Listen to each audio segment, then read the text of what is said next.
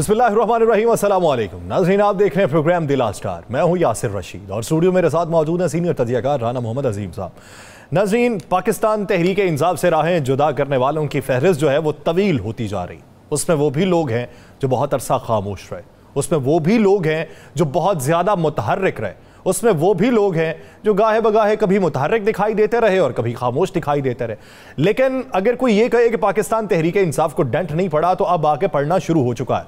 ये जो बड़े बड़े नाम पाकिस्तान तहरीक इंसाफ से अलहदा हो रहे हैं, तो इससे पाकिस्तान तहरीक इंसाफ का सियासी मुस्तकबिल क्या होगा? कारकुनान किस हद तक मुत्तहिद रहेंगे या किस हद तक मुंतशिर हो जाएंगे? एक नई पार्टी के कयाम के हवाले से जो बातें मंजर आम पे आ रही हैं, कि वो पाकिस्तान तहरीक इंसाफ के गिर्द घेरा तंग कर पाएगी। दूसरी तरफ पाकिस्तान मुस्लिम लीग नून, उसने अपनी वर्कर्स कन्वेंशन में तेजी लाने का फैसला कर लिया। शहर शहर वर्कर्स कन्वेंशन का इनकाद किया जाएगा। वो जो तसलसल एक बार मुनक़ता हो चुका था और तमाम तर तवज्जो सुप्रीम कोर्ट के ऊपर मरकूज हो चुकी थी, अब सुप्रीम कोर्ट से नजरें हटी हैं और फिर अवाम की तरफ रुजू करने का फैसला कर लिया गया है। अब जो एक नया बयानिया पाकिस्तान मुस्लिम लीग नून या पाकिस्तान पीपल्स पार्टी या जमीयत उलमा इस्लाम फे के पास पाकिस्तान तहरीक इंसाफ के अगेंस्ट है, ये किस हद तक मुस्तनद होगा और ये कितना पॉपुलैरिटी पाकिस्तान के में पाकिस्तान मुस्लिम लीग नून को जगह दे सकेगा? इसके साथ साथ बिलखुसूस बात की जाएगी, सुप्रीम कोर्ट ने ऑडियो लीक्स तहकीकाती कमीशन के काम को जो रोक दिया है और उसे गैर आईनी उसकी तश्कील को करार दिया है, तो उसके मंदरजात क्या होंगे? राना साहब की तरफ पढ़ते हैं। राना साहब, बात का आगाज सबसे पहले ये ऑडियो लीक्स कमीशन के हवाले से करते हैं। क्या समझते हैं? 5 रुकनी लार्जर बेंच बैठा और उसने फैसला दे दिया कि ये गैर आईनी है, और अटर्नी जनरल को भी उन्होंने ये बावर करवाया कि आप जो मेरा बेंच से अलहदा होने का मुतालबा कर रहे हैं, ये गैर आईनी है, ये नशिस्त है, मैं नहीं हूँ। बिस्मिल्लाहिर्रहमानिर्रहीम, अस्सलातु वस्सलामु अलैका या सय्यदी या रसूलल्लाह, अस्सलातु वस्सलामु अलैका या सय्यदी या हबीबल्लाह। या सर, दो चीज़ें। एक तो मैं इसे कहूँगा कि आज पहली शिकस्त है हुकूमत को, और ये मैं नहीं कह रहा लफ्ज़, ये ख़ुद मुझसे आज एक अहम तरीन हुकूमती ज़िम्मेदार ने कहा। मैंने उससे पूछा इस वाक़े के, इस ऑर्डर के आने के फ़ौरी बाद। अच्छा, मैंने उससे 2 दफ़ा पूछा। पहले मैंने उससे 5:30 से 6 बजे पूछा। मैंने कहा आज एक फ़ैसला आना था, क्या बना भाई? आप लोगों को पता होगा। उन्होंने कहा जी नहीं, सब मैनेज है, फ़ैसला नहीं आएगा। मैं कहा अच्छा जी। उन्होंने कहा जी जो हमारा एहतजाज हुआ था ना, उसके बाद तो कोई फ़ैसला हमारे ख़िलाफ़ सोचिएगा भी नहीं। मैं कहा अच्छा।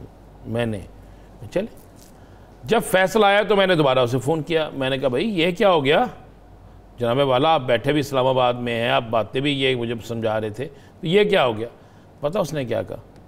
उसने कहा हम इससे बड़ा रिएक्शन देंगे, ये आज हमारी पहली शिकस्त है, और अगर हमने पहली शिकस्त पे ही हार मान ली या पहली शिकस्त का जवाब ना दिया, तो फिर आइंदा आने वाले दिनों में हमें कई ऐसी शॉटें मिलेंगी जो हमें आउट कर देंगी।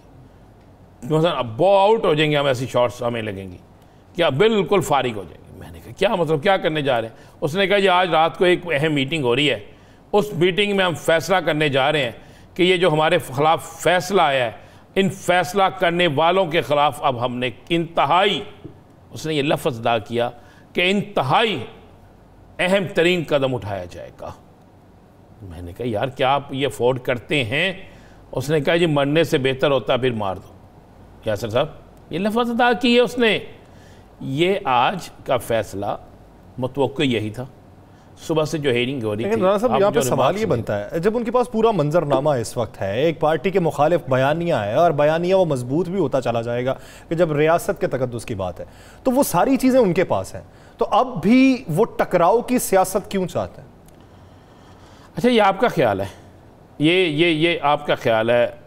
यहाँ चंद लोगों की राय है कि शायद ये, मुझे सिर्फ इस जमात का, जो हमारे इक़्तिदार की जमात हैं, इनका ज़रा आप माजी उठा के देखें ना, किस दौर में किस किस के साथ इनका टकराव नहीं हुआ?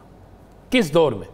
कोई एक इनका इक़्तिदार ऐसा मुझे बता दें, कोई एक इक़्तिदार जिसमें इनका इक़्तिदार में रहते हुए अहम अदारों के लोगों से टकराव नहीं हुआ?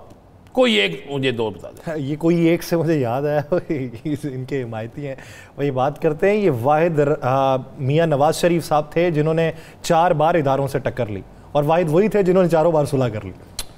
और वाहिद वही लीडर है कि बाकी कौम सारी पाकिस्तान में वो बाहर है। ये भी तो एक कमाल के लीडर है ना। बाकी सारी कौम पाकिस्तान में वो बाहर है, इस वक्त में भी वो पाकिस्तान नहीं आ रहे, ये भी उनको क्रेडिट देना आप। तो बात यह है यासिर साहब कि ये तसादम होना है, इस तसादम की तैयारी वो कर रहे हैं। आपको आज रात से कल से इसका रिएक्शन नज़र आ जाएगा, इस पर आपको गुफ्तगू होती नज़र आएगी, बल्कि गुफ्तगू होना शुरू हो गई है। मैंने 3 टॉक शोज में देखा है, एक में राना सनाउल्लाह साहब ने बात की है, बाकियों में बाकी लोग भी बात करना शुरू हो गए, तो ये तो शुरू हो गया काम। तो इस दूसरी बात ज़हन में रखिएगा, आज सुबह से जब समात शुरू हुई थी, क्या अंदाज़ा नहीं था सबको कि समात में जो गुफ्तगू हो रही है, जो रिमार्क्स दिए जा रहे हैं, जो आइन और कानून के मुताबिक बात की जा रही है, जिन 2 फैसलों का हवाला दिया गया कि ऑडियो लीक्स पे ये 2 फैसले हुए थे। राना साहब, इस पे ये है कि मौजूदा सूरत हाल के तनाजुर में जब एक तरफ इन सब की कंपेन जारी है तो दूसरी तरफ इबहाम इस बात का पाया जा रहा था कि इलेक्शन के नताइज किस हद तक मुरतब होंगे इस पूरे मंजरनामे में। दूसरी बात ये कि क्या इलेक्शन अक्टूबर में होते दिखाई दे रहे हैं, क्योंकि अक्टूबर में इलेक्शन के हवाले से बहुत सी बातें पहले बाज़ में सुनाई दे रही थी कि इलेक्शन हो सकते हैं, IMF के साथ हमारी डील होगी तो तभी इलेक्शन होंगे, बजट की मंजूरी होगी तो तभी इलेक्शन होंगे, पाकिस्तान के अंदर सियासी इस्तेहकाम आएगा तो तभी इलेक्शन होंगे, लेवल प्लेइंग फील्ड होगी तो तभी इलेक्शन होंगे। अब ये सारा मंजरनामा देखते हुए क्या आपको लगता है कि सारी चीज़ें मामूल पे आ चुकी? बड़ी अच्छी बात आपने की है, ये जितनी बोलने की इजाज़त है उतना बोल देता हूँ, आपको भी जितनी बोलने की इजाज़त है आपने बोल दिया। मैंने उतना ही सवाल किया, मैं राय के अंदर रह हम भी राय के अंदर रह के, आइन के अंदर रह के, कानून के अंदर रह के बात करेंगे। जो PDM चाहती थी उसके मुताबिक उन्हें ग्राउंड मिल गई, जो PDM चाहती थी उसके मुताबिक उन्हें ग्राउंड मिल गई। आज मरियम नवाज का जलसा, इजाज़त मिल गई, जलसा हो गया, सारी हुकूमत के इंतज़ामिया जलसे में लगी रही, नो डाउट अच्छा जलसा हो, मानना चाहिए अच्छा जलसा। मैंने बिहारी से पूछा, अच्छा क्राउड था, हो गया। आपके सबसे बड़ी सियासी मुखालिफ जमात, उसके सारे फन्ने खान लीडर सियासत को अलविदा कह के चले गए। बस सैफुल्लाह नियाज़ी जैसा शख्स माजरत से, जो शायद कभी कौंसलर भी नहीं बन सकता था, उसको इमरान खान ने सेनेटर बना दिया, मज़ीद सेनेटर जा रहे हैं। मुराद रास, सबसे बड़ा मैं जिसको समझता हूँ वो है असद उमर। फिर वो औरत शीरी मज़ारी, मुसर्रत जमशेद चीमा, डटी रहती थी, मैंने बड़ा देखा इनको। मलीखा बुहारी, याद है आपको 25 तारीख को किस तरह आंसू गैस की शैलिंग खाती रही, डटी रही वहाँ पे। और भी बहुत से लोग हैं, अभी कल और मज़ीद जाएंगे, परसों भी जाएंगे, चौथ भी जाएंगे। किसी ने तो मुझे यहाँ तक कहा है, मुझे कन्फर्म नहीं है और बात मैं, मेरा दिल नहीं मान रहा, लेकिन मुझे किसी ने कहा कि हो सकता है कल हमाद अजहर भी प्रेस कॉन्फ्रेंस करते। तो दिल तो बहुत सारे लोगों के बारे में नहीं मानता था, नहीं इसी दुरुस्त कह रहे हैं। दिल के अब रास्ते PDM के रास्ते गए सारे खुल। PDM के पास बेहतरीन वक्त है इलेक्शन करवाने का। चले राना साहब, इस पे सियासी तजिया मजीद भी कर लेते हैं, कानूनी उमूर के ऊपर बात कर लेते हैं। हमें ज्वाइन किया है बैरिस्टर अहमद पनसोटा साहब ने। पनसोटा साहब बहुत मशहूर है आपके वक्त के। पनसोटा साहब, आज जो सुप्रीम कोर्ट में हेयरिंग हुई, मामला ये हुआ कि एक तरफ वफाकी हुकूमत तश्कील देती है एक जुडिशल कमीशन, इंक्वायरी कमीशन की तश्कील में चीफ जस्टिस की राय नहीं ली जाती। पहले तो ये बताइएगा कि ये क्या गैर आईनी है या वफाकी हुकूमत का इस्तेस्वाब है? दूसरा ये कि आज अटॉर्नी जनरल खड़े होके ये कहें कि चीफ जस्टिस बेंच से अलहदा हो जाए, तो क्या वफाकी हुकूमत ये डिक्टेट कर सकती है या मुतालिबा कर सकती? देखिए जी, आपकी दोनों सवालों का जवाब एक तो आज के जो 5 मेंबर बेंच है उसके ऑर्डर में भी आ गया है, और वो बराबर उन्होंने क्लियरली ये 2 बातें हो रही हैं कि देखिए, एक तो फेडरल गवर्नमेंट का इख्तियार है 2017 के कानून के तहत कमीशन बनाना। उस कमीशन बनाने के अंदर वो ऑफकोर्स किसी शख्स पर मुश्तमिल ये कमीशन बना सकते हैं, लेकिन कुछ आगे SOPs होते हैं। लेट्स से अगर आपने CCP लाहौर के नीचे से किसी SP को अपने साथ तैनात करना है, तो ये नहीं हो सकता कि आप उस SP को उठाएं और अपने साथ ले जाएं और उसको इन्फॉर्म भी ना करें। एक क्लार्क ने भी जाना हो तो उसने अपनी इन्फॉर्मेशन दे के फिर छुट्टी लेके इन्फॉर्म करके, कि हर जो सर्विस है उसकी SOPs होते हैं। तो आप एक सुप्रीम कोर्ट के जज को without informing the chief justice या विदाउट सीकिंग हिज परमिशन कैसे अपॉइंट कर सकते हैं कमिश्नर? पहले तो ये बात है। तो मेरे नजदीक कमीशन की कॉन्स्टिट्यूशन इस बात पर ही गलत है, बिकॉज ये आर्टिकल 175 के खिलाफ है, इंडिपेंडेंस ऑफ जुडिशरी के खिलाफ है। इतना तो गवर्नमेंट कल को किसी जज को उठा के अपनी मर्जी से कोई सियासत करना चाहे, कोई फैसला लेना चाहे तो वो कर सकती है। दूसरी बात यह है कि इस कमीशन की जो कॉन्स्टिट्यूशन है वो इसलिए भी गलत है क्योंकि उनके आगे एक इलीगल एविडेंस रखा गया जो कि इलीगली ऑब्टेन्ड है कि वो उस एविडेंस के ऊपर आगे प्रोसीड करें। वो प्रोसीड इसलिए नहीं कर सकते कि जिस एविडेंस की इनिशियल एविडेंशियरी वैल्यू ना हो, जो एक चीज कानून के तरीके से ऑब्टेन ना की हो, उसका आप उनके आगे प्लेस नहीं कर सकते। तीसरी बात आपने की कि क्या फेडरल गवर्नमेंट यानी थ्रू अटॉर्नी जनरल ऑब्जेक्शन ले सकती है। देखिए, आप किसी भी जज पर कोर्ट में जाके ऑब्जेक्ट कर सकते हैं कि बायस, लेकिन वो उस जज के ऊपर है कि वो उस बायस की बेसिस पर या उस एलिगेशन ऑफ बायस की बेसिस पर अपने आप को बेंच से रिमूव करता है कि नहीं करता। बट यहाँ पर तो काम पकड़ लिया फेडरल गवर्नमेंट ने कि जब जाते हो कहते हैं जी फलां फलां फलां फलां शख्स को जो है ना वो बना दे। अगर लाइक माइंडेड बेंचेस वो कहते हैं तो फिर अनलाइक माइंडेड बेंचेस भी एग्जिस्ट करते हैं। ये सुप्रीम कोर्ट में ऐसी तफरीक नहीं होती, इसीलिए चीफ जस्टिस पाकिस्तान को कुछ इख्तियार दिए गए हैं under supreme court rules and orders and supreme court की जो फंक्शनिंग है, कन्वेंशन है, कॉन्स्टिट्यूशन है। लेकिन ये वहाँ जाते हैं, जाके कहते हैं कि फलाश, अब लेट्स से चीफ जस्टिस साहब अलहदा हो जाते हैं, फिर उन्होंने कहना था दो और करते। तो उन तीनों के बारे में चीफ जस्टिस साहब ने बड़ा तफसील से, बल्कि आज अटॉर्नी जनरल साहब को कहा भी कि मैं आज तैयारी करके आया हूँ बिकॉज मुझे एक्सपेक्टेड था कि आप इस किस्म की बात करेंगे, और साथ उसको ऑर्डर में भी रिड्यूस कर दिया कि एलिगेशन ऑफ बायस जो है अनलेस के सब्सटैंशियल एलिगेशन ऑफ बायस हो और आप प्रूव कर सकते हो कि जज का ये जो रवैया है इसकी वजह से ये मुतासर हो सकती है प्रोसीडिंग, उसके बगैर तो इस तरह सुप्रीम कोर्ट लेवल पर चीफ जस्टिस साहब को नहीं बात कह सकते, बल्कि गैर मुनासिब बात। अच्छा अहमद भाई, आपको क्या नज़र आता है, हुकूमत इस फैसले को मान लेगी? मेरी हुकूमत के किसी ज़िम्मेदार शख्स से बात हुई तो उसने कहा जी अब तो हमें पहली शिकस्त है और हम पहली शिकस्त की सूरत नहीं मानेंगे, नहीं तो आगे शिकस्त ही शिकस्त हमें होगी। और अगर हुकूमत इसी चीज़ को कहती है कि आप कंटिन्यू रखें जी, हम देखेंगे, फिर अगर हुकूमत नहीं मानेगी जी, जो कि ऑफकोर्स उनका इस वक्त वतीरा यही है, तो हुकूमत इसके लिए भी तैयार है कि कल को हुकूमत की बात भी कोई नहीं मानेगा। ये आज सुप्रीम कोर्ट है क्योंकि हुकूमत इस वक्त बहुत एक मसल फ्लेक्स कर रही है ऑन द बेसिस कि जी उनको कोई पूछने वाला नहीं है। तो कल को याद रखिए कि जब फिर हुकूमत डिसीजन देगी, बल्कि हुकूमत तो इस मुल्क में डेमोक्रेसीज को तो कोई किसी खाते में समझता ही नहीं है। माजी में सुप्रीम कोर्ट ने जो डेमोक्रेसीज के साथ किया हुआ, अगर आज सुप्रीम कोर्ट आपका आइन और कानून के मुताबिक चल रहा है, ये कहना कि जी हम उनका डिसीजन नहीं मानते या उनकी बात नहीं मानते, ये आर्टिकल 189 की सीधी सीधी नफी है, जो कहता है कि सुप्रीम कोर्ट के तमाम डिसीजन जो है वो मातहत अदालतों और इदारों पर बाइंडिंग होंगे in as much as they decide the question of law. उसके साथ साथ आर्टिकल 190 ये कि they have to act in aid of supreme court. यहाँ दंगाई उल्टी बह रही है, वो कहते हैं जी हमें ये फैसला नहीं पसंद, आप ऐसे करें, 6 नंबर वाले को बिठा दें, 12वें नंबर को बिठा दें, फलाने को बिठा दें, इसको बिठा दें, तो फिर हम फैसला मानेंगे। इस तरह तो कल को चीफ जस्टिस साहब बुला के कह दें कि आप ऐसे करें जी कि आप फलाने पार्लियामेंटेरियन को प्राइम मिनिस्टर बना दें, तो फिर मैं मानूंगा आपकी बात। ये डेमोक्रेसी के अंदर कन्फाइंस रखे गए। अच्छा, इधर एक अगर दूसरी राय ले ली जाए, आप ये कहते हैं कि ये कमीशन की जो तश्कील है ये गैर आइनी है, तो उस कमीशन के अंदर जो 3 जजेस हैं वो 2 सीजेस हैं और एक सीनियर जज हैं सुप्रीम कोर्ट के, क्या उन्हें ये नहीं मालूम कि ये गैर आइनी बाइंडिंग के ऊपर बुनियादों के ऊपर हम इनसे तफ्तीश करवाई जा रही? पहली तो बात यह कि उन जजेस की हद तक जो मैं समझता हूँ गलत बात है कि they should not have joined this commission unless, उनको पहली बात ये कहनी चाहिए थी कि हमें चीफ जस्टिस साहब ने परमिशन लेनी है या दी नहीं है।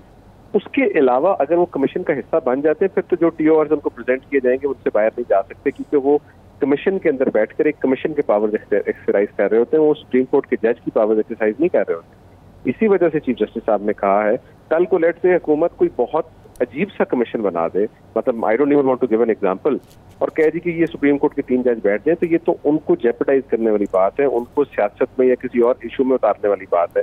तो इसलिए हमेशा चीफ जस्टिस साहब से पूछा जाता है, और चीफ जस्टिस साहब कह सकते हैं कि मैंने नहीं बैठना या मैंने अपना कोई जज नहीं देना। इस तरह की सिचुएशन में एक ये जो एक चेक और आउट रखी गई है, एक बेसिकली सेफ्टी वाल्व, वो इसलिए रखा गया। वरना देखे ना जी अगर लेट से अहमद भाई, अभी आपने कहा कि अगर कोई सुप्रीम कोर्ट की बात नहीं मानेगा उस पर इनेप्ट भी लगती है, और सुप्रीम कोर्ट फिर किसी की बात नहीं मान, कोई भी उनकी बात नहीं मानेगा। आज के दिन तक सुप्रीम कोर्ट की बहुत सी अहम तरीन बातों को नहीं माना गया। मिसाल के तौर पर 14 मई इलेक्शन नहीं माने गए, उससे पहले इलेक्शन की तारीख नहीं मानी गई, और उसके दरमियान में इलेक्शन की तारीख नहीं मानी गई। सुप्रीम कोर्ट ने आर्डर दिया कि रकम अदा करें, नहीं मानी गई। सुप्रीम कोर्ट ने आर्डर दिया सिक्योरिटी अदा करें, नहीं मानी गई। इसके अलावा मुतअद्दिद चीज़ें ऐसी हैं, और सुप्रीम कोर्ट का हुक्म था यहाँ पे जलसा ना हो, फलां जगह पे जलसा भी हो गया, गालियाँ भी निकल गई, हर चीज़ हो गई। तो सुप्रीम कोर्ट के अहकाम आप मुझे बता दें ताकि मेरी थोड़ी सी मेरे इल्म में इजाफा हो जाए कि सुप्रीम कोर्ट के कौन से अहकाम हैं जो मौजूदा हुकूमत ने मान ली हैं। राना साहब एग्जैक्टली यही बातें हो रही थी जब यूसुफ रजा गिलानी साहब ने लेटर लिखना था और वो बहुत चैंपियन ऑफ डेमोक्रेसी बन के सारे वहाँ जाते थे इकट्ठे होके, और लगता था कॉन्स्टिट्यूशनल एवेन्यू पर रेवोल्यूशन आ गई है और पता नहीं क्या हो गया है, और इसी किस्म की बातें की जाती थी कि हम नहीं लिखेंगे, और उन्होंने नहीं लिखा। इवेंचुअली ही वाज डिसक्वालिफाइड और उनसे अगले प्राइम मिनिस्टर ने आके लिखा फिर लेटर, और लेटर लिखने के बाद फिर उनको अबाइड बाय भी करना पड़ा। वहाँ पर चीफ जस्टिस साहब जो थे या उस टाइम पे जो जजेस साहब थे जो उसको हेड कर रहे थे, जस्टिस खोसा और ये वो थोड़े जरा और तबीयत के जजेस थे। हमारे इस वक्त एग्जिस्टिंग चीफ जस्टिस जो है वो बिलीव करते हैं रिस्ट्रेंट में, लेकिन एक टाइम आएगा जो कि अब I am sure very soon आ जाएगा जिस टाइम पर उनके पास भी कोई ऑप्शन नहीं रह जाएगा। और कल को अगर सियासी बंदा कोई भी डिस्क्वालीफाई हो गया, जिस तरह तलाल चौधरी साहब हैं, फिर वो निहाल हाशमी साहब हैं, वो सारे वो आज जो मर्जी कर लें, सियासत नहीं कर सकते। इसी तरह अगर लेट से कल शहबाज शरीफ साहब डिस्क्वालीफाई हो जाते हैं या कोई और बड़ी एक दो पॉलिटिकल पोजीशन हैं वो खाली हो जाती हैं, तो उन लोगों को सोचना पड़ेगा। आज के दिन तक देखें नवाज शरीफ साहब के ऊपर सबसे बड़ा जो फैक्टर है वो है उनकी लाइफ टाइम डिस्क्वालिफिकेशन। तो मेरा नहीं ख्याल उस हद तक रिस्क करेंगे, इन्होंने ऑलरेडी बहुत डिसोबीडियंस कर ली है। अच्छा पंचोटा साहब, इसमें कुछ चीज़ें देखी जाती हैं फैसलों के दौरान। आप प्रैक्टिसिंग वकील हैं, आप ज़्यादा बेहतर समझते होंगे कि बहुत सी मिसालों को रखा जाता है और मिसालों की बुनियाद के ऊपर भी फैसले होते हैं। अब ये जितनी बैशिंग की गई है सुप्रीम कोर्ट की, बाहर शाहराए दस्तूर पे खड़े होके मुख्तलिफ जलसों में, ऐवान के अंदर, अब इसके बाद अगर सुप्रीम कोर्ट तौहीन अदालत का नोटिस नहीं ले रही तो मुस्तकबिल के अंदर कोई अगर बात करे और उस पर तौहीन अदालत का नोटिस ले लिया जाए तो क्या इस वाक़े को बुनियाद बनाया जा सकता है कि तब तो नहीं लिया गया था? देखें जी, ये इसे कहा जाता है it's a matter between the contemnor and the court. किस जज की जिसे कहते हैं तज़हीक हुई है या कंटेम्प्ट हुई है, ये वो जज खुद डिसाइड करता है। कई जजेस जो हैं वो बहुत लिबरल होते हैं, जिस तरह लेट से जस्टिस बाबर सत्तार साहब, उन्होंने आर्टिकल भी लिखा था अपनी वकालत के दौरान, वो कहते थे मैं बिलीव ही नहीं करता कंटेम्प्ट के लॉ में एक्सेप्ट एक दो जगहों पर। इसी तरह जस्टिस उमर अता बंदयाल साहब का एक डिफरेंट व्यू है कंटेम्प्ट पर, लेट से साकिब साहब का एक डिफरेंट व्यू था, खोसा साहब बहुत स्ट्रिक्ट थे, उन्होंने एक दो मिनट में उड़ा दिए थे जब निहाल साहब पर तलाल साहब के साथ। सो हर जज पर डिपेंड करता है, लेकिन इसको एज प्रेसिडेंट साइट नहीं किया जा सकता। प्रेसिडेंट अगर कोई केस डिसाइड हुआ है वो तो साइट हो सकता है, बट ये नहीं कहा जा सकता कि आपने तब नहीं लिया। उन्होंने कहा होगा जी मैं अपनी मेरी बेइज्जती थी या मेरी कंटेम्प्ट थी, मैंने नहीं तब उस चीज को मुनासिब समझा, और किया भी ठीक है उन्होंने। बिकॉज गवर्नमेंट चाहती ये है कि वो उलझे इधर उधर के मामलात में, लड़ाई झगड़ा बढ़े, फिर वही 97 रिपीट करें वो, और सुप्रीम कोर्ट को अटैक करें। कि किसी को सुप्रीम कोर्ट का तो बिल्डिंग का अटैक आज तक याद ही नहीं आता, अब सब भूल गए, तो तब था सिर्फ पीटी। नहीं, हमें तो बड़ा याद भी आता है, और मैं तो उस पर बड़ा आईनी शाहद भी हूँ जी। देखिए ना सर, उस पर तो असल में तो आप देखें कि वो भी एक आइन के इंपॉर्टेंट सतून को अटैक किया गया था। अब उस अटैक को उन्होंने थोड़ा सोफिस्टिकेटेड कर लिया है। अब हरकतें ये वही कर रहे हैं, लेकिन करते डिफरेंट तरीकों से। कभी बिल ले आते हैं, कभी लॉ ले आते हैं, कभी अटॉर्नी जनरल के थ्रू ऑब्जेक्शन ले आते हैं। उनके पास ऑप्शन भी तो है ना, कुछ लोग रखे हैं वो पार्लियामेंट के अंदर, बाहर जो एहतजाज करना है उसमें पार्लियामेंट वाले नहीं होंगे। एग्जैक्टली। और आप कभी देखिएगा जब प्रेस कॉन्फ्रेंस करेंगे तो ऐसे बंदे बैठाते हैं जो कि अगर रिमूव भी हो जाए तो उनको अफसोस ना हो। कभी भी आप अपना अच्छा, इसी में अहमद भाई, इसी में मुझे बताइएगा, एक केस चल रहा है इमरान खान साहब पे तौहीन अदालत, वो जो एक मोजिस जज खातून जज को धमकी दी, यहाँ पर तो रोज़ाना धमकियाँ दी जा रही हैं, तो क्या उसमें और इसमें फ़र्क नहीं होगा, या इस पर इमरान खान को रियायत नहीं मिलेगी इसी बुनियाद पे? देखिए जी, वो वंस अगेन वही जो मैंने आपको आर्गूमेंट पहले दिया था कि वो तौहीन अदालत फील की हाई कोर्ट ने, और बल्कि उनके दौरान उन्होंने एक रिमार्क्स भी दिए कि हम अपने मातहत जजेस की जो तौकीर और इज्जत है उसको अपने से ऊपर रखते हैं। खैर वो जो भी था उस चीज़ को टेकअप किया गया, और मजे की बात यह है कि जो FIR खान साहब पर दी गई थी उसकी कॉन्सिक्वेंस में वो FIR कॉश हो गई है ATC की हद तक, लेकिन वो चल रही है। अब वो जज जेबा साहिबा की जो बेसिकली खुदा ना खास्ता कंटेम्प्ट है, जो भी अगर आप उनके अल्फाज सुन लें तो वो तो शायद कंटेम्प्चुअस भी ना, और उसको खान साहब क्वालिफाई भी कर चुके हैं आके कि जनाब मैंने तो कहा था कि मैं एक्शन लूंगा, और एक्शन कानूनी एक्शन लूंगा। उसके मुकाबले में जो मौलाना फजलुर रहमान साहब, जो शहबाज शरीफ साहब, जो मरियम औरंगजेब साहबा ने उस दिन प्रेस कॉन्फ्रेंस की है, ये सारी अगर ये किसी भी ज़ी शऊर आदमी के सामने रखते हैं तो आप मुझे बताइए कि उस पर कंटेम्प्ट के अलावा कोई ऑप्शन है? उसके बावजूद उनको मौका दिया जा रहा है कि चलो एक प्रोसेस के अंदर इंटरफेयर ना करें। ऑलरेडी 2 वज़ीर आज़म सुप्रीम कोर्ट खा गई है इस मुल्क में, तो एक तीसरे वज़ीर आज़म की बात ना आए, जो कि अच्छी कोशिश है, लेकिन उधर दूसरी साइड पर भी तो कोई शर्म हया होनी चाहिए ना। अगर सरफे नजर किया जा रहा है तो ये दूसरी तरफ वालों को भी समझना चाहिए कि सरफे नजर क्यों किया जा रहा है। टकराव की सियासत से बचने के लिए, पाकिस्तान में इस्तेहकाम के लिए सरफे नजर किया जा रहा है। बहुत शुक्रिया अहमद पंचोटा साहब इस हवाले से अपने के लिए। नाज़रीन, सियासी मामला पे मजीद बात करेंगे एक शॉर्ट ब्रेक के बाद, कहीं नहीं जाएगा, स्टे विद अस।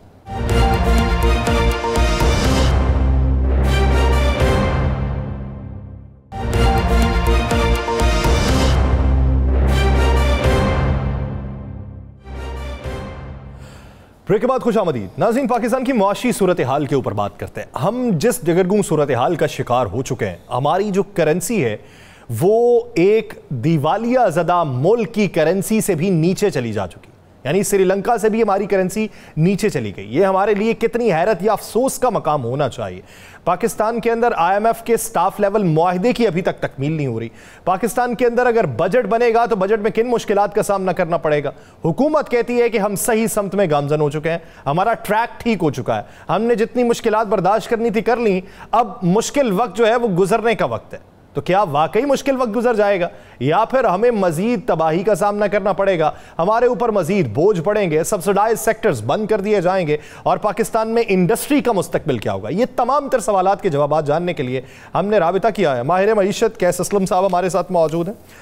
मरकजी रहनुमा ताजिर इत्तेहाद सुहेल महमूद भट्ट साहब हमारे साथ मौजूद हैं। बहुत शुक्रिया भट्ट साहब और कैस साहब इस हवाले से अपना वक्त देने के लिए। कैस साहब, सबसे पहले आपकी तरफ आता हूँ। पाकिस्तान की मौजूदा सूरत हाल के तनाजुर में हमने पैसा भी वापस करना है जो सूद की मद में अदायगी है, और दूसरा ये है कि बजट भी हमने बनाना है। तो क्या आप ये समझते हैं कि किसी तरफ से हौसला अफजा कोई खबर सुनने को हमें मिलेगी?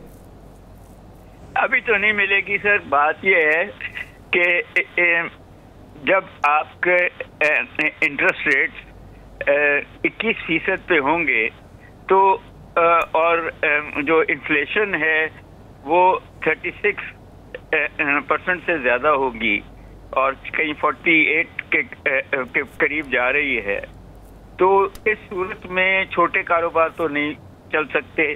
जब आपका डॉलर 300 कुछ पे चला गया है, आपका तेल महंगा है, बिजली महंगी है, गैस भी बाहर से आती है, दीगर अब तो खुर्दनी चीजें भी बाहर से आ रही हैं, तो इस सूरत में मेरा नहीं ख्याल के मुल्क के मईशत का पहिया चलेगा। गवर्नमेंट खुद कह रही है कि 0.8 पे है हमारी ग्रोथ, वर्ल्ड बैंक कह रहा है कि 0.2 पे है, और शायद इस तरह रहा तो ये माइनस में चली जाएगी ग्रोथ। तो ये जो जब तक रोजगार नहीं लोगों को मिलते, जब तक उनकी कुव्वत खरीद नहीं बढ़ेगी, जब तक कारोबार नहीं चलेंगे तो कैसे चलेगा। ये टैक्स नए लगा देंगे मगर उन्हीं पे लगाएंगे जिनके पास जिन पे पहले लगे हुए हैं। तो मैं नहीं समझता कि इतनी जल्दी मईशत संभल सकती है, क्योंकि पॉलिसी ही नहीं है मईशत को संभालने। सुहेल भट्ट साहब, आपने कैस साहब की बात सुनी। आप ताजर रहनुमा हैं, एक एक मार्केट पे जाते हैं, पूरे पाकिस्तान में आपके राब्ते हैं। एक तो ये बताएं, मौजूदा जो बजट बन रहा है उसमें आपको बुलाया गया, मुशावरत की गई, और दूसरा क्या पाकिस्तान के अंदर अब कारोबार के कोई हालात रह गए हैं? बिस्मिल्लाहिर्रहमानिर्रहीम। राना साहब, बात यह है कि मैं समझता हूँ कि ताजरों के जो इस वक्त हालात हैं कभी भी इतने ख़राब हालात नहीं हुए। मार्केटों में सामान बड़ा पड़ा है और गाहक नहीं है, और जहाँ पे इंपोर्ट की बात करते हैं तो जो इंपोर्ट के लिए डॉलर चाहिए तो वो डॉलर भी इस वक्त इस इंतहा को पहुँच चुका है कि 310 में भी मार्केट में डॉलर नहीं मिल रहा। और ये कोई जो भी सूरत हाल पैदा हुई है, हालांकि मैं समझता हूँ कि हम ये सोचते थे कि ताजर दोस्त हुकूमत जो है, जो कि पाकिस्तान मुस्लिम लीग नून की और PDM की है, वो ये कम से कम डॉलर पे कंट्रोल करेगी। जो कीमतें हैं पेट्रोल की हैं, जो हमारे इस वक्त बिजली के जो बिल आ रहे हैं उन पे कंट्रोल करेगी। लेकिन अभी तक कोई भी ऐसी बात पॉजिटिव नहीं हुई जिसके हम ये कहें कि ताजर जो छोटे ताजर हैं, जो मार्केटों में बड़े ही अजीब हालात से गुजर रहे हैं, उनको कोई उम्मीद की किरण नज़र आए। जहाँ तक गवर्नमेंट का ताल्लुक है, इसमें कोई शक नहीं कि इस वक्त जो 9 मई के हालात हुए हैं और उसके पहले और अब उसके बाद हालात और ख़राब होते जा रहे हैं। अच्छा भट्ट साहब, आज वज़ीर-ए-आज़म ने ये बात की है कि छोटे ताजरों के लिए हम कुछ इकदाम करेंगे। क्या आपको दिखाई देता है कि कोई इकदाम होंगे? दूसरी बात ये है कि सुपर टैक्स का जो नफाज था, अगर बड़े ताजरों की बात कर ली जाए तो वो भी खत्म नहीं होगा, वो आगे चलेगा। मुझसे बात की आपने? नहीं, भट्ट साहब से। मैं कैसा आपकी तरफ आता हूं, यही अर्ज कर रहा था। जी भट्ट साहब, आपसे पूछे। जी, मैं ये कह रहा हूँ कि अभी इसहाक डार साहब ने ताजरों के साथ कोई वाज़ेह मीटिंग नहीं की। ये जब आए थे तो हमें बहुत उम्मीद थी कि डार साहब जो हैं वो ताजर दोस्त वज़ीर थे और उनके इक़दामात से ताजरों को सुख का सांस मिलेगा। लेकिन सूरत जो है वो इस वक्त ख़राब से ख़राब होती जा रही है और हम उम्मीद में हैं, उम्मीद करते हैं कि इस हुकूमत के साथ जो है हमारे ताजरों के नेगोशिएशन होगी, कोई मीटिंगें होंगी और हम कोई अपनी सजेशंस देंगे। ये अभी तक फाइनेंस मिनिस्टर साहब ने ना ताजरों को बुलाया है, ना कोई मशवरे हमसे लिए हैं, लेकिन हम इस वक्त तैयार हैं कि जब ये बुलाएं तो हम अपने जो मसाइल हैं, अपनी मुश्किलात हैं, वो भी बताएं। ये इसमें कोई शक नहीं। इस वक्त जो सियासी सूरत हाल है वो बहुत ख़राब है और जब तक सियासी इस्तेकाम नहीं आता, ये जो माशी हालात हैं वो भी ठीक नहीं होंगे। तो मेरी तो ये जी भट्ट साहब आपकी तरफ दोबारा आते हैं। भट्ट साहब आपकी तरफ दोबारा आते हैं। कैसा अगर IMF से पाकिस्तान का मुआहिदा नहीं होता, जो होता नजर भी नहीं आ रहा, और वज़ीर-ए-आज़म साहब आज इस खदशे का इजहार भी कर गए हैं, तो फिर आपको क्या लगता है कि आने वाले जो दिन है उस पर बजट अवाम दोस्त हो सकेगा और आने वाले दिनों में क्या पाकिस्तान की इंडस्ट्री चल सकेगी? देखिए, पहली बात तो ये है, मेरा जो ज़ाती ख्याल है कि IMF हालांकि उनका मैंडेट नहीं है, सियासी मैंडेट नहीं है, मगर वो इंतज़ार कर रही है कि आपके पाकिस्तान में इलेक्शन हो, कोई 5 साल की हुकूमत आए और वो कोई माशी पॉलिसी दे और उससे गुफ्तगू करें। वो बहाने लगा रहे हैं डिले करने के, जब तक इलेक्शन नहीं होते तो मुआहिदा तो नहीं होगा। दूसरी बात यह है कि उन्होंने जो कुछ शर्तें लगाई हुई हैं ये हमारी इस हुकूमत ने पूरी नहीं की और ना वो कर सकते हैं। नहीं, वज़ीर-ए-आज़म ने आज कहा कि हमने तमाम शर्तें पूरी कर दी हैं। जी देखें, एक शर्त ये है कि आप ट्रांसपेरेंसी लाएं, एक शर्त ये है कि आप गुर्बत दूर करें, एक शर्त ये है कि आप एक अकाउंट रखें, एक शर्त ये है कि आप असासे बताएं और उनकी ट्रेल दें। इनमें से तो कोई शर्त पूरी नहीं हुई। अगर आपको नजर आई है तो मुझे बताइए। अच्छा, कैसा ये बताइए, तजारती खसारा हमारा किस तरह कम हो सकता है? वो तो बढ़ता ही चला जा रहा है। अब तजारती खसारा कम करने के लिए इन्होंने इंपोर्ट पे पाबंदी लगाई थी, तो ये फैसला आपकी नजर में किस हद तक सूदमंद था? देखिए, अगर इनका ख्याल था कि जब आप बैलेंस ऑफ पेमेंट को सरप्लस कर देंगे, जो इन्होंने इनके मुताबिक कर दिया है, मगर ना इंपोर्ट आ रही हैं, ना LCs खुल रही हैं, एक्सपोर्ट्स आपकी हो नहीं रही, मशीनें आपकी चल नहीं रही, तो इंडस्ट्री बंद होती जा रही है। दवाइयाँ नहीं मिल रही, कारों की इंडस्ट्री बंद हो गई, ट्रकों की इंडस्ट्री बंद हो गई, मोबाइल फोन्स की इंडस्ट्री, यही थे जिस पे फख्र करती थी पाकिस्तान की हुकूमतें कि हम तरक्की कर रहे हैं।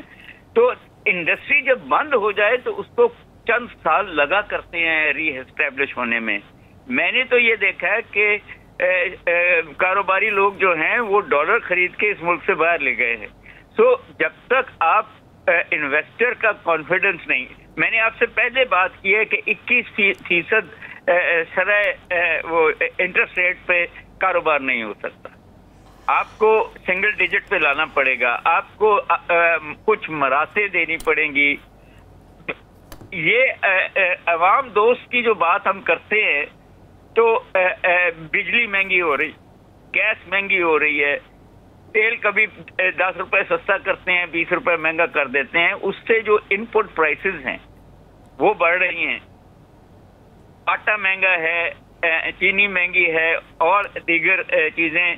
तो अवाम दोस्त तो ऐसे नहीं होता। अवाम दोस्त तो ये है कि आप कारोबार के मौके बढ़वाएं, आप लोगों के रोजगार के मौके बढ़वाएं, आप इनडायरेक्ट टैक्सेस कम करें जो 25% पे आप ले गए हैं, तो फिर अवाम दोस्त होता है।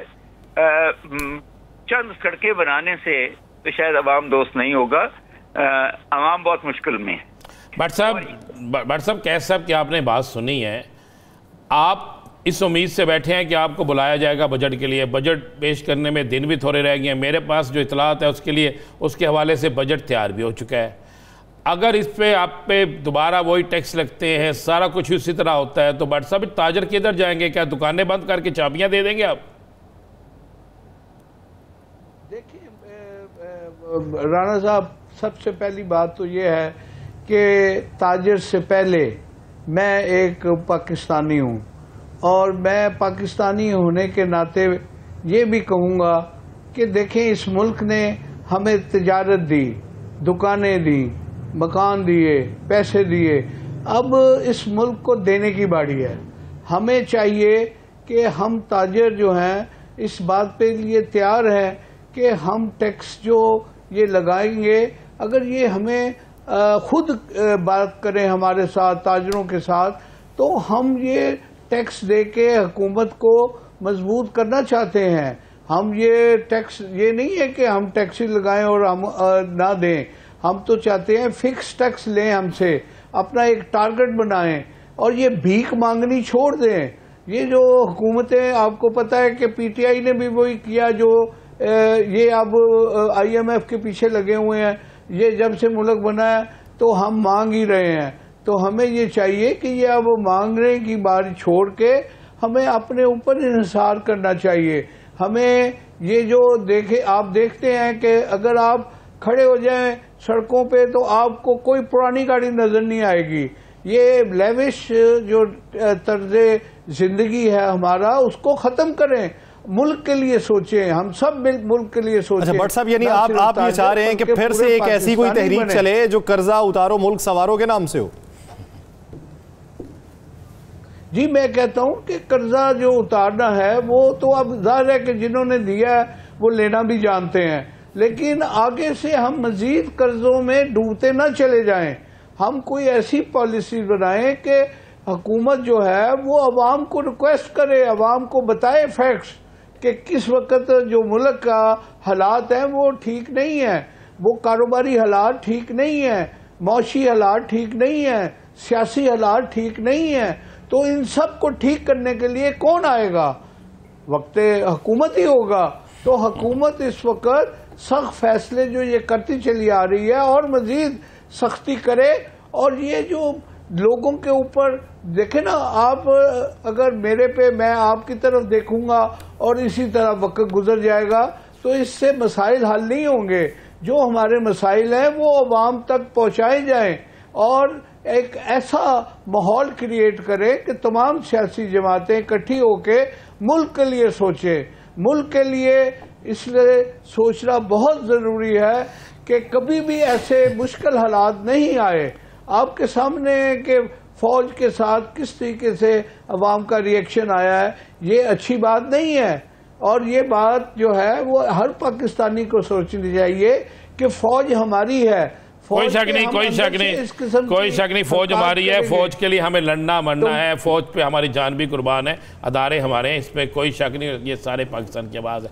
क्या साहब, भट्ट साहब जिस तरह कह रहे हैं कि सबको टैक्स देना चाहिए, तो क्या टैक्स देना सब ताजरों की जिम्मेदारी है? सियासतदान और दूसरे जो ब्यूरोक्रेट्स हैं, क्या वो सब मादर पिदर आज़ाद है इस मामले में? देखें, बात ये है कि पहले तो ये फैसला करना पड़ेगा कि जो टैक्स दिया उससे ये जो 7 हुकूमतें चल रही हैं, जो फेडरल भी है, 4 प्रोविंशियल भी हैं, GB और आज़ाद कश्मीर की, इन्होंने अवाम को वापस क्या किया है? हुकूमत तो इसीलिए होती है ना कि अवाम को कानून दे, अवाम को तहफ़्फ़ुज़ दे, अवाम को जो है अपॉर्चुनिटीज प्रोवाइड करे, सर्विस प्रोवाइड करे। अगर तो ये सब कुछ कर रही है तो अवाम का ड्यूटी है कि वो अपना टैक्स अदा करे, और ताकि गवर्नमेंट उनको बसें दे सके, स्कूल दे सके, सेहत दे सके। मगर अगर इन हमारे टैक्सेस से अफसरशाही या मिनिस्टर्स ने हम पे हुक्मरानी करनी है और गार्ड्स भी रखने हैं, गाड़ियां भी रखनी है, ऐश करनी है, तो मुझे बताइए कि कैसे एक गरीब मुल्क 85 मिनिस्टर रख के उनके इसी गरीब लोगों से टैक्स लेके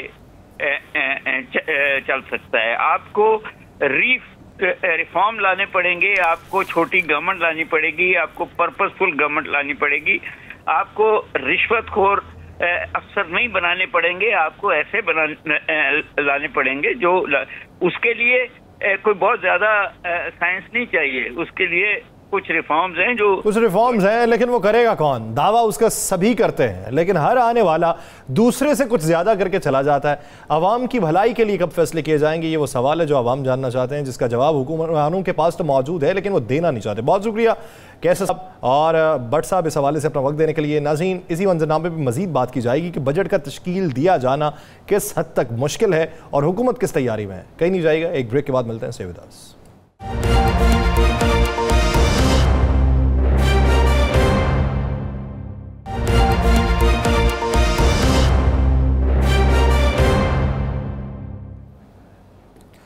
ब्रेक के बाद खुशामदीद। नाज़रीन, मौजूदा सूरत हाल के तनाजुर में जब वफाकी हुकूमत की तवज्जो अब बहुत सी चीज़ों से हट चुकी है, अब उन्हें तश्कील देना है, तो बजट को तश्कील देना। बजट का तश्कील दिया जाना इस बात का फैसला होगा कि वफाकी हुकूमत आने वाले दिनों में अगर इलेक्शन के लिए मैदान में उतरती है तो उसके पास नैरेटिव क्या होगा, अवाम को बताने के लिए क्या होगा कि आपके लिए क्या रिलीफ का सामान किया गया, अवाम को बताने के लिए क्या होगा कि आपके ऊपर जो मुआशी अजाब मुसल्लत था उसमें किस हद तक कमी वाक़ हो चुकी है, अवाम को बताने के लिए क्या होगा कि पेट्रोल की कीमतों में किस हद तक कमी वाक़ कर दी है, या सुपर टैक्स का जो नफाज था वो सुपर टैक्स का नफाज एक बड़े तबके के ऊपर है, अवाम जो छोटा तबका है, महरूम तबका है, उसको कुछ बेहतरी का सामान हमने मुहैया कर दिया।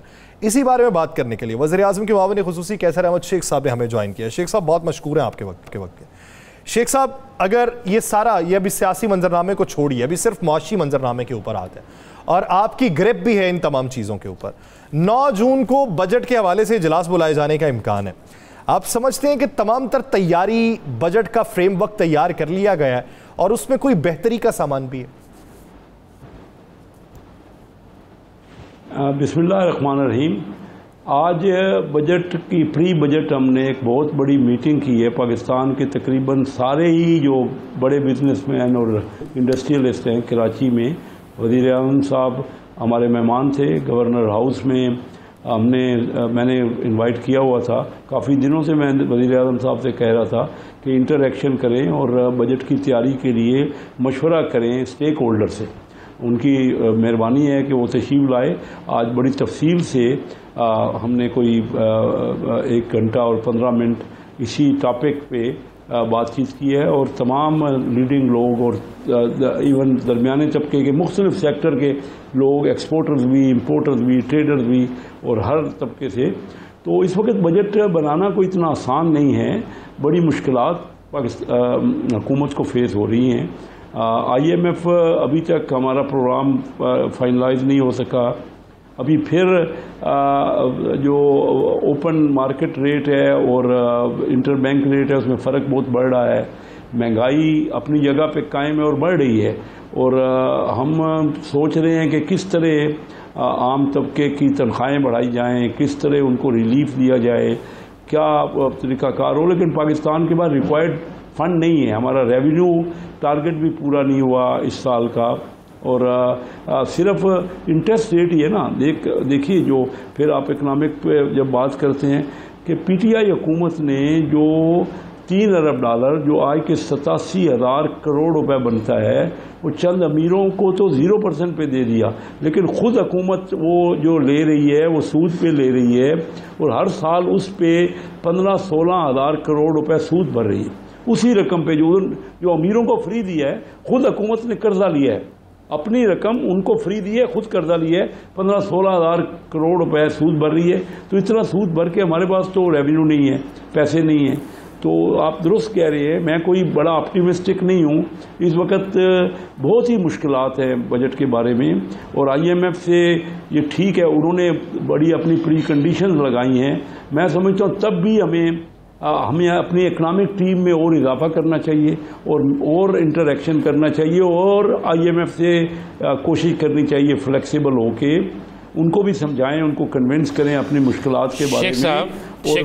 शेख साहब आपका हमारा इक़्तिदार में जब से आप आए हैं, मेरे ख्याल काफ़ी प्रोग्राम हो चुके हैं, और हर प्रोग्राम में एक ही एलिगेशन होता है कि अमीरों को नवाज दिया PTI ने। बिल्कुल नवाज दिया, उन्होंने जो किया आप दुरुस्त कह रहे हैं। आपकी हुकूमत ने 1 साल 4 महीने में क्या कर दिया, एक ही चीज़ को लेकर हम बैठ गए। आज आपके वज़ीर आज़म कहते हैं कि महंगाई इतनी ज़्यादा हो गया है कि हम मुंह छुपाने पर मजबूर हैं। तो फिर आपके इतने एक्सपर्ट लोग जो थे 11, 12, 13 जमातें सब के सब अरेस्ट हो, तो कुछ तो किया होगा ना। राणा साहब, आप तो इकनॉमी को इतना आसान समझ रहे हैं। हम जो आज एक सिर्फ इमरान खान की हुकूमत नहीं, हमारी हुकूमतें भी, और पिछले 30 साल की हुकूमत, हम जो सिर्फ अपने आप को कर्ज ले लेके बचाते रहे, अब वो सारी चीज़ हमारे कोई भी हुकूमत आ जाए, इसमें कोई इलेक्शन हो जाए, ये इलेक्शन कर रहे थे।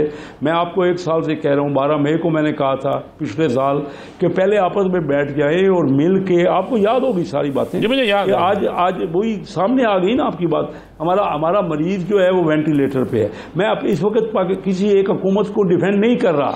हमारी हुकूमत ने 15 महीने में जो कोई ऐसी कोई रिमार्केबल चेंज की और नहीं की, मैं तो बड़ा खुला आपसे कह रहा हूँ, हमें सबको मुल्क हम सब का है, इनमें हुकूमतों को और पार्टियों का नहीं है। रियासत ज़्यादा अजीब है हमें बनिस्बत अपनी पार्टियों से, और हमारी पार्टियों में देखिए जब हम कर्जे ही लेते रहे, हमने देखा ही नहीं आवाम की तरफ हमने, और कर्जा भी जो लिया ना, यानी अमीर आदमियों को पाकिस्तान में। अच्छा चले इसी बात को, अब आपने ये बात दोबारा दोहरा दी है शेख साहब, इसी बात को आप कहते हैं जी 87,000 करोड़ रुपया अमीर तबके को दे दिया गया। दूसरा आपने ये कहा कि उसी के ऊपर हमें 16 से 17,000 करोड़ रुपया टैक्स अदा करना पड़ता है। अब वो जो अमीर तबका है ये इसी हुकूमत में भी तो मौजूद है। चले सूद अदा करना पड़ रहा है, चले वो इसी हुकूमत में ही मौजूद है। आप उनसे बातचीत करते कुछ पैसे वापस कर दें, हमारे लिए मुश्किल है। या फिर आप ये समझते हैं कि जिनको नवाजा हुआ है वो मौजूदा हुकूमत के लोगों से भी यारी दोस्ती रखते हैं, इसलिए उनसे बातचीत नहीं हो सकती? बिल्कुल यही बात है, ये हर हुकूमत के वो दोस्त होते हैं। जब तक हम ये नहीं फैसला करेंगे ना, हमने अपने मुल्क को बचाना है, स्टेट को बचाना है, रियासत को बचाना है। वो लोग हमारे हर पार्टी में शामिल हैं। इस वक्त पार्टियों की बात नहीं हो रही, आप पार्टियों की बात करते हैं ना। हुआ क्या है देखिए, मैं आपको बताता हूँ कि फर्टिलाइज़र की आपकी फैक्ट्रियाँ लगी हुई हैं, वहाँ पे आप उनको गैस बड़े कम रेट पे देते हैं, सब्सिडाइज रेट पे देते हैं, लेकिन फर्टिलाइज़र वाले नफ़ा कमा लेते हैं और कोई गैस आगे वो काश्तकार को या वो सस्ता नहीं देते। फिर आपके बैंक हैं, बैंक अंधाधुंध हर हुकूमत में, इस हुकूमत में अभी भी हो रहा है, अंधाधुंध कमाया है। मैं जाके अपनी स्टैंडिंग कमेटी में बार बार उनसे कह रहा हूँ कि जो कुछ उनके जी में आता है वो करते हैं, कोई किसी को फैसिलिटेट नहीं करे। हमारे यहाँ नेशनल बैंक हुकूमत का बैंक है, मैं अभी इस हुकूमत की बात कर रहा हूँ। 15 महीने से नेशनल बैंक का सदर नहीं बन सका। काम क्या होना है, सबसे बड़ा एक ही बैंक है हुकूमत के पास। अच्छा, जो एक कंपटीशन कमीशन है जिसका काम है कि जो मुल्क में मोनोपोलीज हैं या जो बड़े बड़े कार्टेल्स बने हुए हैं उनको चेक करना, उसके बोर्ड के 5 मेंबर हैं, सिर्फ एक जो उसकी चेयरपर्सन है वो मौजूद है। पिछले 1 साल में मैं अपनी स्टैंडिंग कमेटी में कहता 4 मेंबर ही नहीं है कि वो चेक कर लें कि जो बड़ी बड़ी कमाई कर रहे हैं, जो मोनोपोली कर रहे हैं, जो कि कार्टेल बना रहे हैं, हमें आउट राइट चेंज करना पड़ेगा, ड्रास्टिक चेंज कर। अभी IMF हमसे क्यों नाराज है, देखिए वो उनको अब सेटिस्फाई क्यों नहीं कर पा रहे। बात शेख साहब, राणा साहब पूछेंगे आप ना गिले करते हैं और गिले करने चाहिए जो हकाइक पे मबनी है।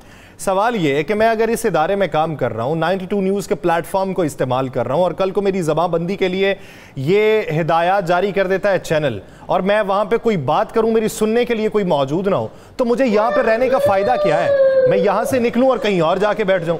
अब आप ये कहते हैं कि आपकी सुनी नहीं जाती, तो आप इतना अरसा फिर उनके साथ बैठे किस वजह से हैं? नहीं, मेरी देखिए ये उनकी अच्छी बात है, मेरी फुल सुनते हैं।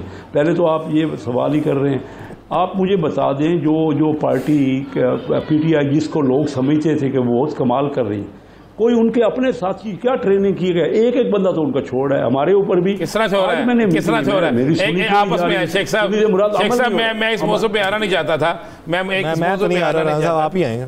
तो मुझे एक बात बताएं। हाँ आए ना, आए खुल के करें बात। कितनी खुल के कर सकते हैं शेख साहब? जितनी खुल के नहीं कर सकते जितनी आप कर सकते हैं। मुझे ये बता दें वो किस तरह छोड़ रहे हैं? मैं तो कर सकता हूँ जी, मुझे छोड़, आप बताइए। लोग कहते हैं जी प्रेशर पे छोड़े, बिल्कुल गलत बात है। देखिए 30 साल से मैं एक पार्टी में हूँ, क्या 3.5 साल इस्टेब्लिशमेंट ने जो पिछला अपने चहीते इमरान खान को हुकूमत दी, क्या मैं उस वक्त पार्टी मैंने छोड़ दी अपनी? ये क्या लोग हैं जो एक हफ्ता नहीं ठहर पा रहे? हमारे तो 6-6 महीने, 1-1 साल गए और 6-6 महीने रहे ना, अंदर रहे। ये तो एक हफ्ता कोई भी नहीं। अच्छा शेख साहब, आप समझते हैं कि अब लेवल प्लेइंग फील्ड हो चुकी? नहीं जी, अभी बहुत, देखिए इस तरह चलेगा नहीं।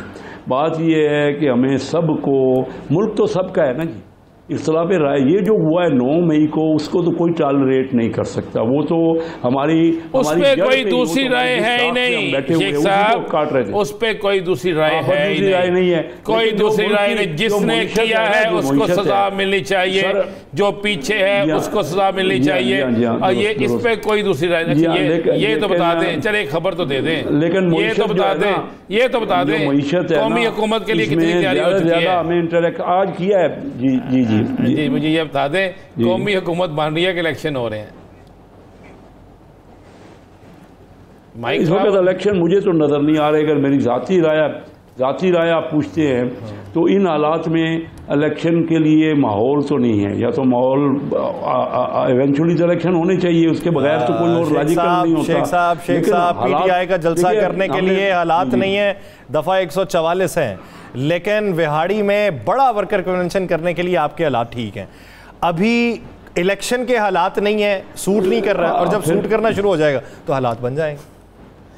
आज मरियम साहबा ने जो जलसा किया है, PTI के लिए ठीक नहीं है। अच्छा छोड़े PTI छोड़े, हमें किसी सियासी जमात से नहीं, हमें किसी जमात से इलेक्शन करवा ले, मैं अर्ज कर रहा हूं ना PTI ना मुस्लिम लीग, हमारा किसी से कोई तल्लक नहीं। ये तो मुझे बता दें, ये तो बात कर लें कि अगर मरियम साहिबा को जलसे की इजाज़त है तो फिर दूसरी सियासी जमातों को भी इस जलसे की इजाज़त होनी चाहिए कि नहीं? बिल्कुल होनी चाहिए, लेकिन जिसने 9 मई की है, जो उसको तो इबरत का निशान बना दें, मैंने करार वाकई ज़्यादा।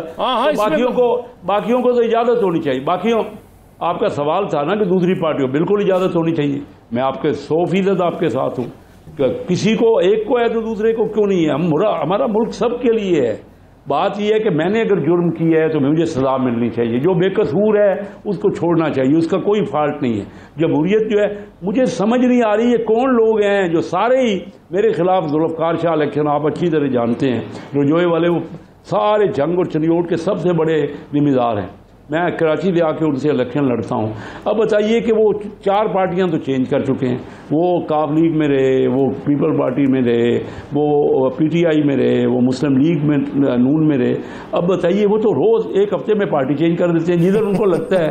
ये पार्टी PTI में तो ऐसे लोग थे, अभी मुझे पता ही नहीं है कि मेरे मुकाबले, क्योंकि लड़ते तो वही हैं। हमारे इलाकों में राना साहब, बंदे का जो है ना, वो कैंडिडेट भी बहुत इंपॉर्टेंस होती है, सिर्फ पार्टी की नहीं होती। मुझे निकाल के दे तहरीक इंसाफ, कोई कैंडिडेट है उनका? कोई वहाँ कैंडिडेट ही नहीं है। किसको लड़ाएंगे इलेक्शन? किसको नहीं है, किसको लड़ाएंगे? उसके लिए उम्मीदवार होने चाहिए, उम्मीदवार नहीं है साथ में। ये वक्त ही बताएगा, ये मंजरनामा कब छटेगी, मंजरनामा कब, मतला कब साफ होगा, ये कुछ ही दिनों बाद पता चल जाएगा। बहुत शुक्रिया कैसर अहमद शेख साहब इस हवाले से अपना वक्त देने के लिए। नाज़रीन, प्रोग्राम का वक्त खत्म हो जाता है, मुझे और राना साहब को दीजिए इजाज़त। अपना बहुत सा ख्याल रखिएगा। अल्लाह ने के बाद।